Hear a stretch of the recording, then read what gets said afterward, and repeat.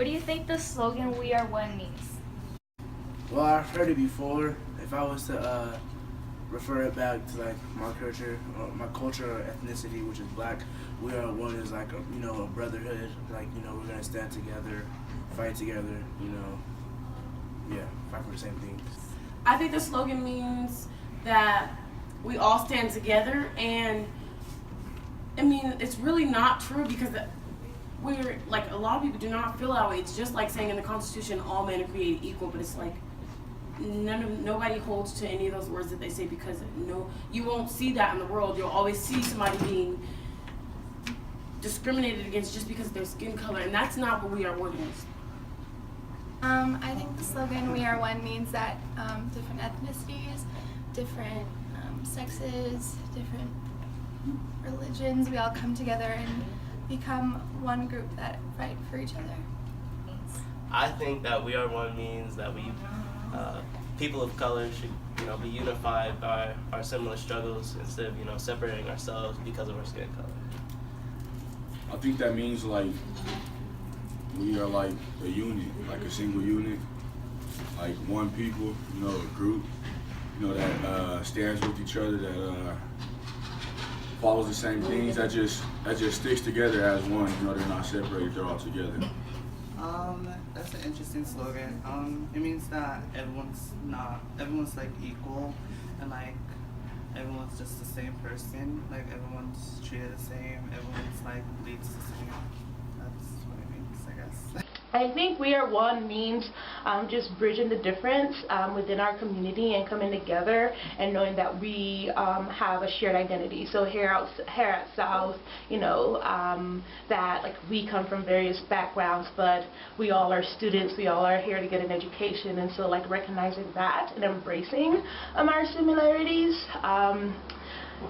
I personally have a problem with that. Like I love it, and I love that it celebrates us as okay, we are one. But for me, I think it's very important to have a slogan such as that, but also like recognizing our differences as well. And so We Are One kind of like erases in a way the differences that exist or the identities of different people. And so it's like yeah, we are one and we are different. So. I think it means that we are united, even though we might be diverse and different, that we are all one, we're all human, and therefore should all be treated equally. How does racism make you feel? Racism makes me feel kind of like upset. It like makes me feel like it makes me feel like the world hasn't done any better than what was done before. Like I feel like racism will never go away. It makes me feel a lot of hatred. I don't understand why people think they're better because of a color. You know what I mean? Like everybody could get money.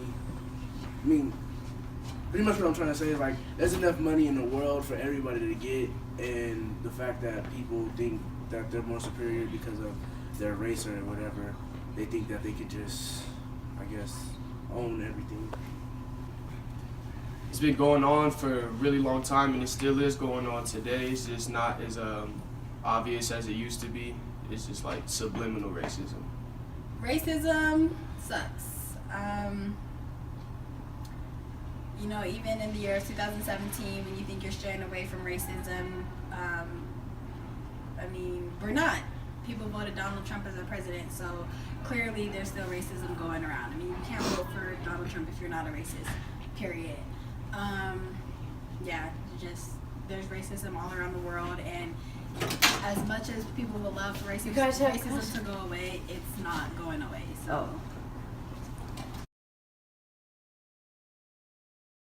Where do you see racism the most? I see racism the most probably in adults, because adults, they tell their kids that don't like this person or don't like that person, and it kind of makes me upset because no kid should go through any type of racism because they don't know anything, they get it from their parents. I see it the most with mainly like young people that are like repeating what their parents have said. Like when I was in middle school or elementary school. This white girl was super racist, and she was just saying that because that's what her parents said. I see it most from older white men against black teenagers. That's where I see it the most, because it happens to me all the time. So I see racism the most in social media and entertainment, TV shows, movies, stuff like that. Definitely social media, especially in group chats or stuff like that. Behind people's backs, you can see people calling everyone the N-word or some form of racism. I see it everywhere. I mean, it's not any specific places, but you know, it's all over the world. It's, you know, it's racism everywhere. I can't really, you know, say I see it a lot in one place, because, you know, racism is found everywhere. It just depends on how much you see it from social media. Racism is in a lot of places, especially like schools, especially in like homes, especially me being like an African. There's like a lot of racism in my Somali community. I guess towards like black people or towards white people, I guess racism happens differently everywhere.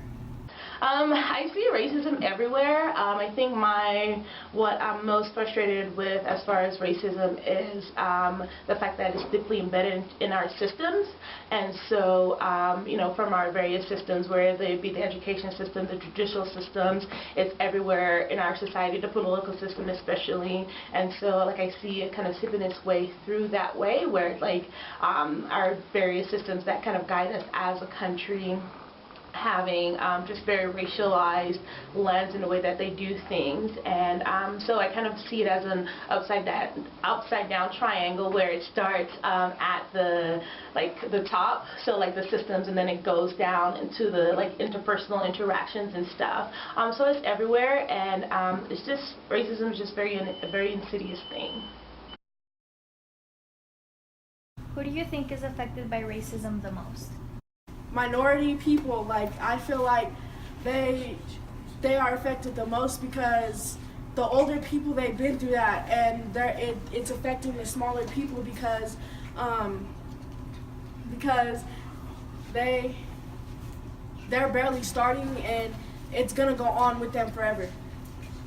Like I said in the beginning, I think my ethnicity, which is us black people, I think we're affected the most, because as most people know, back then we were in slavery, and now that, you know, we've been through the civil rights movement and all that, there's still slavery that goes around.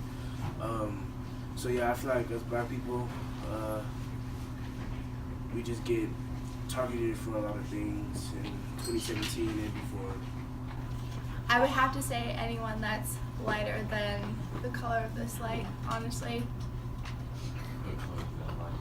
It's white. Anyone who's not white, basically. Everyone of color, like to have a program thing. We are all one. No one's better than others. We all get treated badly the same way. Not white people. If you're not white, you're affected by racism. Period. Like, any race besides white people is affected by racism. Black, Asian, Latino, Mexican. Like, if you're not white, that's basically it. Well, I don't even want to just say black people, because you got all different races that are, you know, discriminated against. So I would say the minorities. You know, you got Muslims, you got African Americans, Native Americans, and I think those are the people that are affected the most, because we've been the ones that have been oppressed for 400 plus years. So, how have you or your family have been affected by racism? Me and my family, we've been affected by racism because my grandma and my dad, they're African American, and they had people talk to them with slurs, and like white people hated them, and it makes me feel bad because I'm black myself, but like I never got that, and you know, seeing my family like hurt by the slurs, it upsets me. A lot of the times when I go shopping with my grandparents, my grandma, like she'll be kind of like afraid sometimes, depending on what neighborhood we're gonna go into, because it's my great grandma, and like she really grew up in that time when racism was like really strong, and she lived down south, so it's like it was really going strong, and she was like oftentimes, just depending on our surroundings and how many white people are, she would oftentimes be like afraid because she just grew up in our town. Have you ever been victimized by racism? No. I've definitely been victimized by racism multiple times in my life. It's gotten to the point where it's kind of just a nuisance now. Not even really like a problem, but a nuisance. Yeah. It impacted me the wrong way. To this day, I kind of remember it. That's why I don't like to go back to my elementary school. Yeah, I have. I mean, I still do, you know, just because they put a target on my back. You know, anywhere I go, I'll go to a store, you know, with a group of friends, we may be followed just because of the way we look. So, you know, even if it's on the slightest scale, I do, and I have been victimized by it. So, you know, it's still happening, but yeah, I have. I think every black person is victimized by racism, especially because we wouldn't get the same opportunities that a white person would get in terms of like education or job. Yes, I have, and I know plenty of people that have as well. It's not like a nice feeling for me being victimized, I suppose, in various ways and stuff. Like as someone with, someone that's black and that's considered like an oppressed identity and stuff, feeling like the day-to-day, like the system is against me.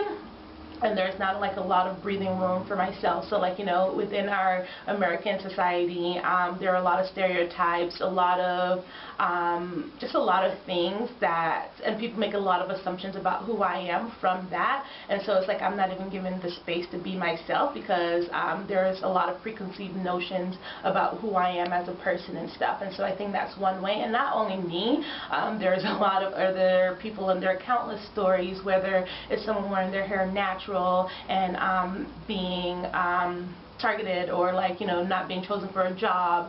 We have stories where, you know, racial bias is everywhere and stuff. And unfortunately, just as a black person existing within this society, being targeted in that way, on a more personal level, I have had my safety sort of like compromised, where like I had someone entering my space. I was at a place where I felt safe, and you know, questioning me and interrogating me in a way that didn't make me feel comfortable. And for me, safety is very important, and you know, always having to have that hyper awareness as a black person existing within this society. So having to think about my safety, especially when I enter predominantly white spaces, it's like, you know, that my identity becomes more salient and stuff. And so it's like I need to do what's necessary to protect myself. And so because, you know, we hear stories all the time. We see the news videos all the time of either black males or, you know, there was the student that was, you know, body slammed by the cop. And so we have these stories of,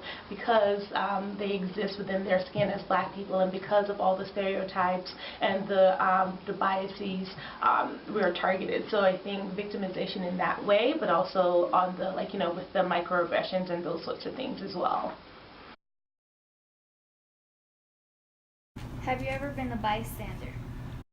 Yeah, I have. Like, there's situations in school today where you see like different races kind of like symbolize someone else's race. Like I heard a lot of kids before say the N-word. Well, white people shouldn't say it too because it like it affected us during the slavery time. It was used to like kind of discriminate us and bring us down the line of like who we really are. I've definitely been a bystander, and I think that now you're like stuck in between being a bystander or actually doing something. Sometimes neither of those actually yield good results, and you know, you have to make that decision for yourself.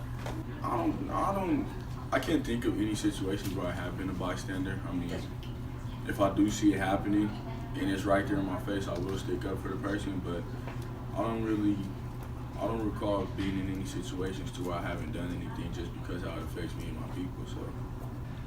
Yeah. Especially by like friends just joking about racist jokes, I guess, and me not speaking out.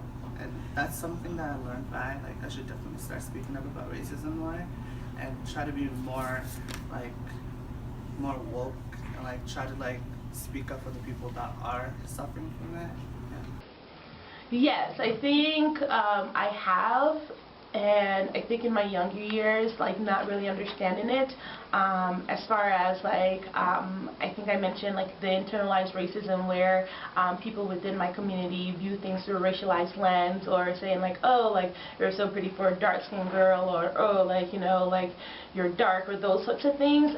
Being a bystander in that way, since I've gotten older and I understand the complexities associated with racism, and I understand when someone is being like hurt in a certain way, and it may not necessarily be something physical, it could be emotional as well. I am learning how to intervene in that way and stuff, and it's not an easy thing, because in this situation it's like, oh crap, like this person feels uncomfortable.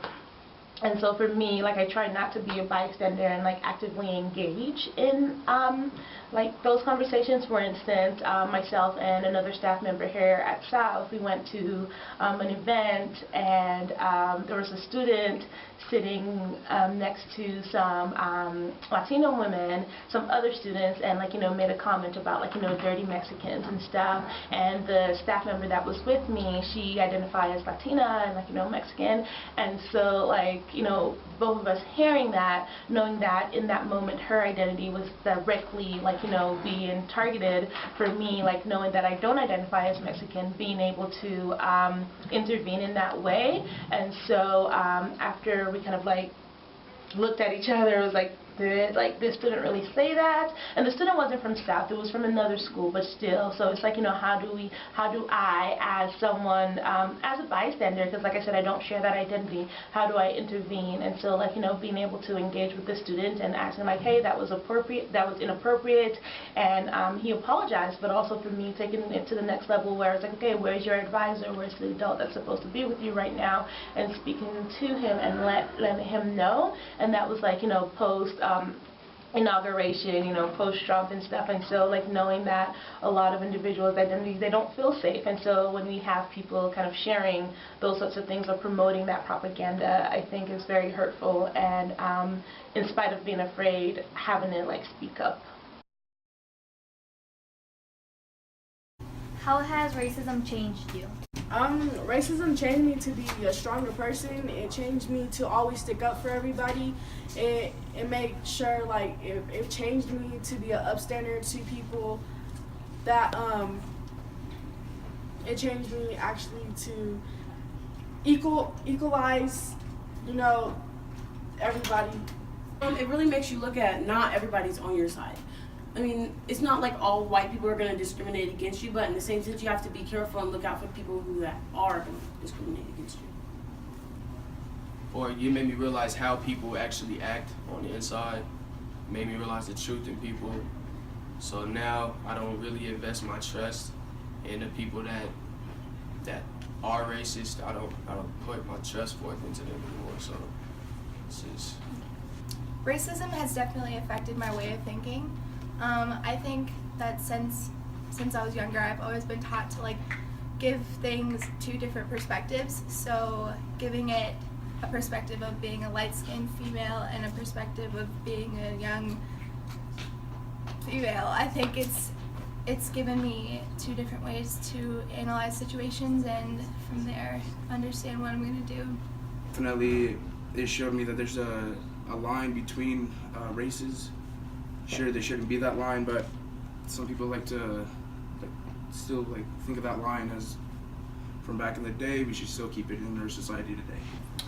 Racism, when I was first introduced to racism, it made me very hateful because I hated white people when I was first introduced, but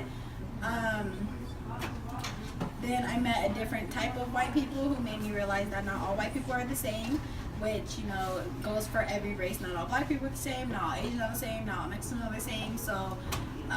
It's made me more woke, I would say. You know, it's made me grow mentally as a young black man in this world. It's made me want to educate myself more on the history of where my people come from, and made me want to learn more about, you know, what's going on that way. I am more aware of what I may interact with in the world. You know, that way I don't run into a situation and I'm surprised by it. So it just helped me educate myself more. I've read a lot more, you know, with the situation that's been going on. So that's how I've grown from it. I mean, I personally haven't had much experience with it, but I come from a family who has some issues with it in the extended family, and I don't know, it saddens me and kind of makes me disgusted. We still have these old beliefs, but I think we're moving in the right direction, which makes me happy. How has racism changed you? I feel like racism cannot be ended because I feel like it's gonna go on forever. I feel like since it's been going on since like the early 1900s and stuff, I feel like it'll always go on. So it changed me by, I'm gonna be honest, I don't really talk to a lot of white people. I feel like it's just everything that they did back was wrong, and the way that it changed me is like now I want to do stuff that's gonna affect a lot of black people in the future in a positive way. There's no way in defeating racism at all, because no matter what, somebody's always gonna have a certain opinion about somebody else, and that's just how the world is. So you just gotta get used to it. I think racism can be minimized by people not teaching their children that black men are all dangerous and extremely terrifying, that their color signifies a weapon that's on their skin. And I think it can also be minimized by just opening our minds up to different cultures and different ethnicities and actually getting to know them first before we judge them. In my opinion, I don't think racism will ever be defeated just by people today in the world. Like, racism will never go away. You still see it like everywhere you go, but minimizing it, basically just get involved with just movements to help racism like decrease. I don't think racism can be defeated. That's just something that will always be sticking with humankind until, you know, the end of time. But I think that to minimize racism, I think is just, you know, educating people on what it actually looks like and what forms it can take. It can.